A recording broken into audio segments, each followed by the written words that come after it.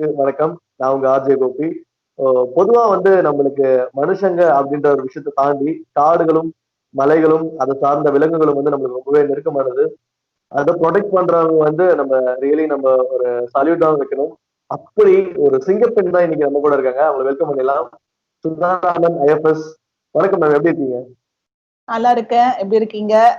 All good ma'am. So இந்த corona டைம்ல சேஃபா இருக்கேன். பாத்தீங்களா, ஆல்ரெடி இன்பால் வந்துட்டு இருக்கு. ரொம்ப அது பெரிய சேஃபா விஷயமா இருக்கு போல இருக்கு. அப்படிதான் சொல்லிக்கணும். இல்லைன்னா அந்த டெஸ்ட் வச்சுட்டு ஒரு 14 டேஸ் குவாரண்டைன்ல போயிடுவாங்க.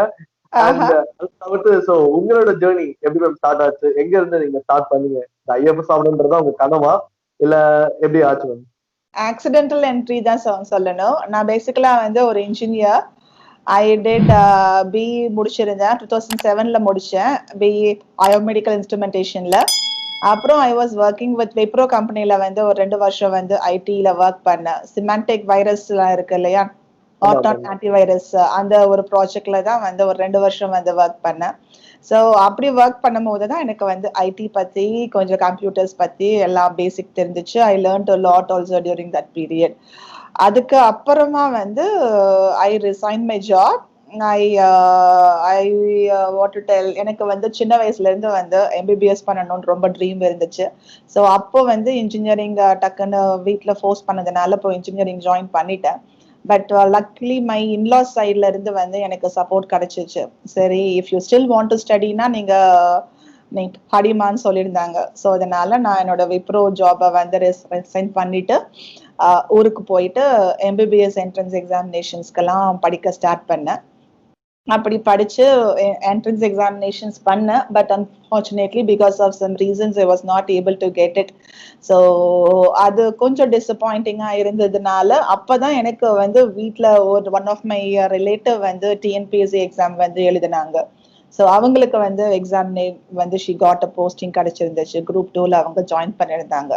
ஸோ அப்பதான் சரி, ரொம்ப கஷ்டப்பட்டு ஜெப்மருக்குலாம் படிச்சிருக்கோம், மெடிக்கல் எக்ஸாமினேஷன்ஸ்க்கு படிச்சிருக்கோம். ஸோ பட் ஆனா அது போய் சேர முடியலங்கிற ஒரு வருத்தம் இருந்ததுனால சரி, ஓகே, படிச்சது அப்படியே கண்டினியூ பண்ணலாம். ஸோ அப்பதான் சரி, என்னென்ன எக்ஸாமினேஷன்ஸ் இருக்குன்னு பார்க்கும்போது தான் டிஎன்பிஎஸ்சி இருந்ததுன்றது I came to know. So by the time எனக்கு குழந்தை ஒரு சின்ன குழந்தை இருந்துச்சு. So I had to leave my child. அவங்க இன்லாஸ் கிட்ட வீட்டுக்காரர்கிட்டையும் குழந்தைய விட்டுட்டு நான் சென்னைக்கு வந்தேன். சென்னைக்கு டிஎன்பிஎஸ்சியில தான் போயிட்டு ஃபர்ஸ்ட் டைம் போயிட்டு என்ட்ரன்ஸ் எக்ஸாமினேஷன். அதுக்கப்புறம் அதை இன்னமே எனக்கு ஒண்ணுமே ஃபர்ஸ்ட் ஒண்ணுமே பிகாஸ் வெரி கன்சர்வேட்டிவான ஒரு பேக்ரவுண்ட்ல இருந்து so I didn't have any exposure at all. அதுவும் 2 வருஷம் ஐடில ஒர்க் பண்ணும் போதும் இந்த மாதிரி எல்லாம் எக்ஸாம் இருந்தது பத்தி ஒண்ணுமே தெரியல. ஸோ அப்புறம் சென்னை வந்ததுக்கு அப்புறம் தான் சரி, ஒரு அகாடமில போயிட்டு ட்ரைனிங்க்கு ஜாயின் பண்ணேன். அங்க ஜாயின் பண்ணும்போது அங்க இருந்த டீச்சர்ஸ் எல்லாம் பார்த்துட்டு, சரி நீங்க கொஞ்சம் படிக்கிறீங்க, கொஞ்சம் உங்களுக்கு இன்ட்ரெஸ்ட் எல்லாம் இருக்கு சொல்றீங்க. So I don't you write civil services எழுதக்கூடாதான்னு கேட்டாங்க. அப்படியா, சிவில் சர்வீசஸ்னு ஒரு எக்ஸாமினேஷன் இருக்கா, யார் பண்றாங்க, இதெல்லாம் அப்பதான் கேட்டேன். அப்பதான் எனக்கு டோல் யூபிஎஸ்சின்னு ஒரு பாடி இருக்குது. தே கண்டக்ட் இந்த மாதிரி civil service examination. So civil service எக்ஸாம்ல போயிட்டு நீங்க ரைட் பண்ணீங்கன்னா தான் ஒரு இந்த மாதிரி சர்வீசஸ்க்கெல்லாம் போக முடியும்னு சொன்னாங்க. சரி, ஓகே, நம்ம எப்படியும் படிக்கிறதுக்குன்னு வந்துட்டோம், என்ன எக்ஸாம்னாலும் பரவாயில்ல எழுதலாம் தாட்டோட அதுக்கப்புறம் தான் I started my civil service training start பண்ணேன். அப்படி அதுக்கு படிச்சுட்டு இருக்கும் போதுதான் one of the faculty of that institute சொன்னாங்க, இந்த மாதிரி ஃபாரஸ்ட் சர்வீஸும் இருக்குதம்மா, அதுக்கும் போய் எழுதுங்களேன்னாங்க. எனக்கு சின்ன வயசுல இருந்து செடி கொடி மரங்கள் மேல கொஞ்சம் இன்ட்ரெஸ்ட் ஜாஸ்தி. ஸோ அம்மா வீட்டுல ரொம்ப கார்டனிங் பண்ணுவாங்க. ஸோ அவங்க கூட சேர்ந்து சின்ன வயசுல இருந்து செடி கொடிகள் பார்த்ததுனால எனக்கு ஓகே, சரி ஃபாரஸ்ட் சர்வீஸ்னா இப்படிதான் இருக்கும், ஸோ ஃபாரஸ்ட்ல போய் ஒர்க் பண்ணணும்னு சொல்லிட்டு சரி வித்தவுட் எனி பேசிக் போயிட்டு எக்ஸாமினேஷன் எழுதினேன். பட் நான் சிவில் சர்வீஸ்க்கு படிச்சது எனக்கு அந்த டைம் இந்த ஃபாரஸ்ட் சர்வீஸ் எக்ஸாமினேஷன் பண்றதுக்கு ரொம்பவே ஹெல்ப்ஃபுல்லா இருந்துச்சு. ஸோ பேசிக்கலா பாத்தீங்கன்னா ரெண்டுத்துக்குமே கொஞ்சம் சிமிலர் சிலபஸ் தான் இருக்கும் வச்சுக்கோங்களேன். ஸோ ஸோ மோரோவர் நான் அப்போ வந்து சயின்ஸ் பேக்ரவுண்டுக்கும் அந்த எம்பிபிஎஸ் என்ட்ரன்ஸ்க்கும் அப்போதானே வந்து படிச்சிருந்தேன். ஸோ எனக்கு சயின்ஸ் கொஞ்சம் ஸ்ட்ராங்காக இருந்துச்சு. ஸோ அந்த ரெண்டுத்தையும் கம்பைன் பண்ணி வந்து forest service examination return examination வந்து ஐ காட் கிளியர் பண்ணியாச்சு. அப்புறம் இன்டர்வியூ கால் வந்தது, இன்டர்வியூ போனேன். ஸோ ஃபர்ஸ்ட் அட்டெம்ப்ட்ல I was able to get a good rank. And நம்ம ஊர்ல இருந்து வந்து நம்ம ஊர்ல எனக்கு போஸ்டிங்கும் கிடைச்சிச்சு. அப்புறம் ஒரு இன்ஜினியரா இருந்து அதுக்கப்புறம் தான் வந்து டேராடூன்ல எங்களுக்கு 2 வருஷம் ட்ரைனிங் உண்டு.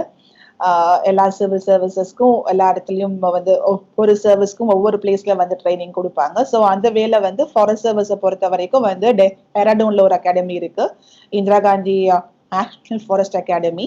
ஸோ அந்த அகாடமில வந்து எனக்கு 2 இயர்ஸ் ட்ரைனிங் இருந்துச்சு. ஸோ பேசிக்கலி ஒரு இன்ஜினியரா வந்து இருந்து ஃபாரஸ்ட்டை பத்தி ஒண்ணுமே தெரியாது, ஜஸ்ட் ஒன்லி வித் இன்ட்ரெஸ்டோட தான் போய் எழுதினேன்.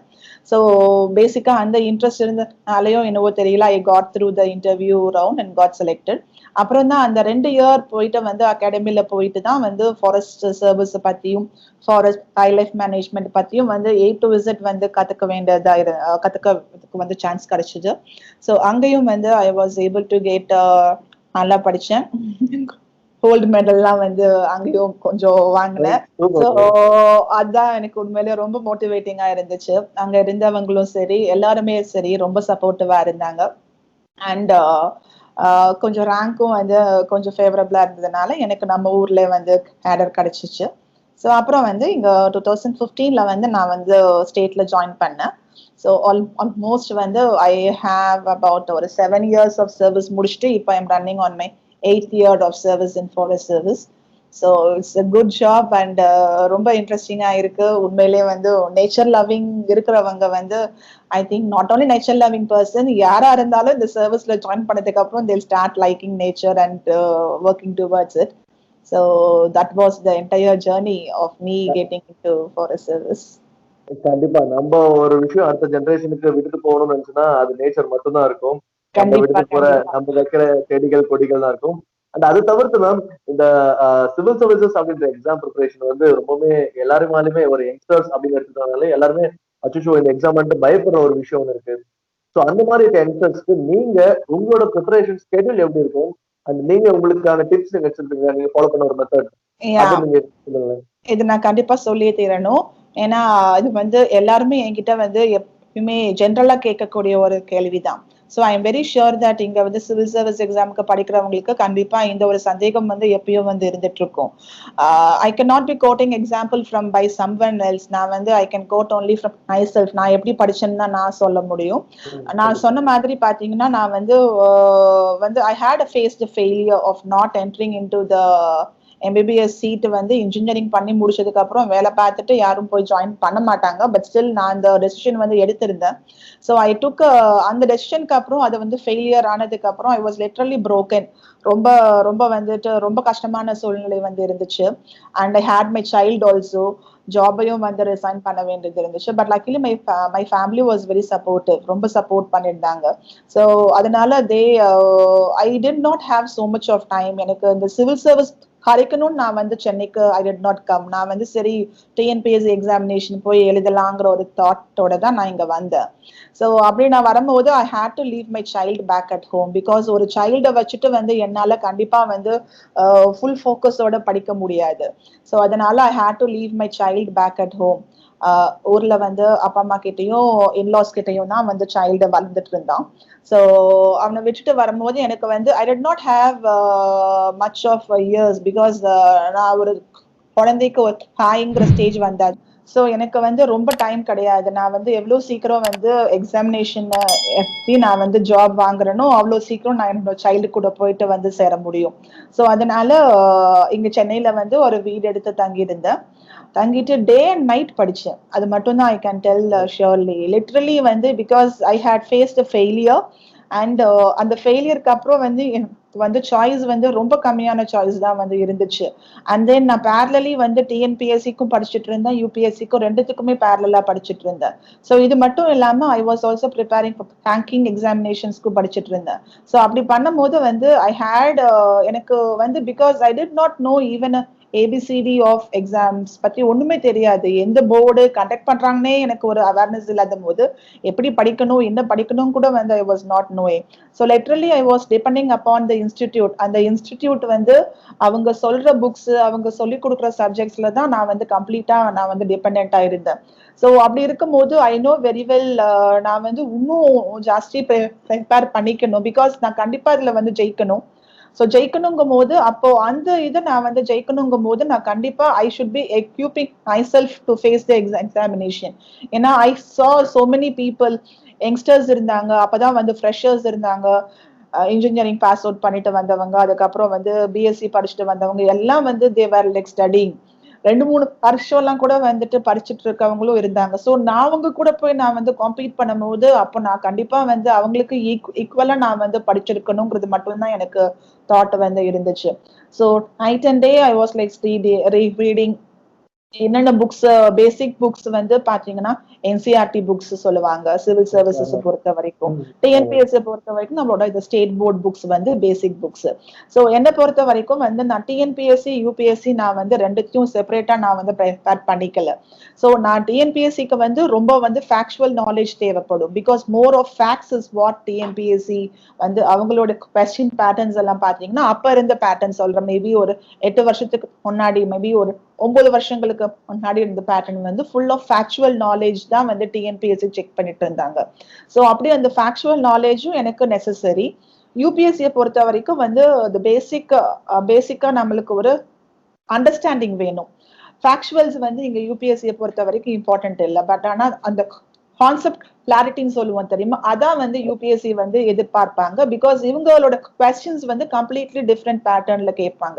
ஸோ அப்படி இருக்கும்போது எனக்கு நான் போத் ஃபேக்ட்ஸ் படிச்சாதான், நான் வந்து படிச்சாதான் எனக்கு வந்து கான்செப்டை பத்தி I'll be able to be strong on it. So அதனால நான் ரெண்டுத்தையும் நான் பேரலி பண்ணும்போது எனக்கு அது ரொம்ப வந்து சிம்பிளா இருந்துச்சு. அண்ட் தென் இந்த 2 எக்ஸாம்ஸை பொறுத்த வரைக்கும் you need writing practice. Writing ப்ராக்டிஸ்ங்கிறது வந்து ரொம்ப ஒரு முக்கியமான விஷயம். இந்த 2 எக்ஸாமுக்கும் நோட்ஸ் எடுக்கணும். என்னென்ன நீங்க ரீட் பண்றீங்களோ, the ப்ராப்ளம் வந்து என்னன்னா ஃபர்ஸ்ட் எல்லாம் வந்து ரிசோர்சஸ் வந்து ஜாஸ்தி கிடையாது. இப்போ வந்து உங்களுக்கு சோ மெனி ரிசோர்சஸ் இருக்கு, சோஷியல் மீடியா இருக்கு, கூகுள் இருக்குது, you have got numerous study material around you. But ஆனா இவ்வளவுத்தையும் நீங்க எல்லாத்தையும் படிக்கணுங்கிற அவசியம் கிடையவே கிடையாது. You need to know only ஒரு டாபிக் எடுத்துக்கிட்டீங்கன்னா அதை பத்தி உங்களுக்கு சிங்கிள் புக்கை ரெஃபர் பண்ணீங்கனாலே இனஃப். பட் ஆனா இப்ப இருக்கிற ஸ்டூடெண்ட்ஸ் நான் பார்க்க போனா they are like buying so many books வாங்கி வச்சுக்கிறாங்க.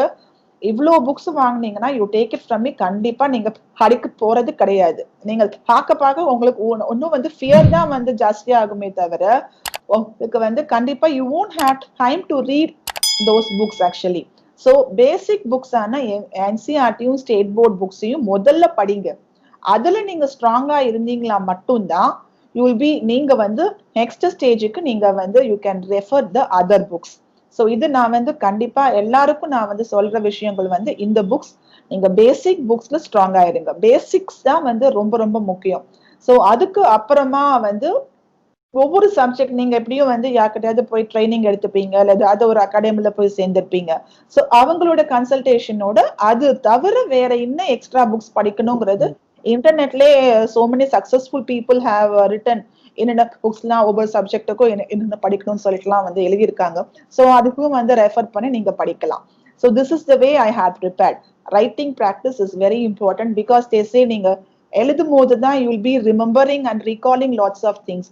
ஸோ இப்பெல்லாம் வந்து போன்ல நோட்ஸ் எடுக்கிறாங்க, லேப்டாப்ல எடுக்கிறாங்க. ஆனா லேப்டாப்ல நீங்க எடுத்தீங்கனாலும் நீங்க ரைட்டிங் ப்ராக்டிஸ்ல தான் உங்களுக்கு ரீடைனிங் கெப்பாசிட்டி வந்து ஜாஸ்தி இருக்க முடியும். பிகாஸ் ரைட்டிங் ப்ராக்டிஸ் பண்றதுனால உங்களுக்கு எக்ஸாமினேஷன்ல போய் நீங்க ரைட் பண்ணும்போது ஃபாஸ்ட் ரைட்டிங் வரும். ஸோ அதனால வந்து it will be helping you. அந்த வேலை வந்து உங்களுக்கு ரைட் பண்றது மட்டும்தான் உங்களுக்கு வந்து ஹெல்ப் பண்ணும். So that is the way you have to do it. And எல்லா எக்ஸாம்ஸ்க்கும் அப்ளை பண்ணுங்க. ஆப்பர்ச்சுனிட்டிஸ்ங்கிறது வந்து உங்களுக்கு ரொம்ப கம்மி. அந்த ஆப்பர்ச்சுனிட்டிஸை வந்து யூஸ் பண்ணிக்கிறது I would suggest you to apply for more exams. And அப்படி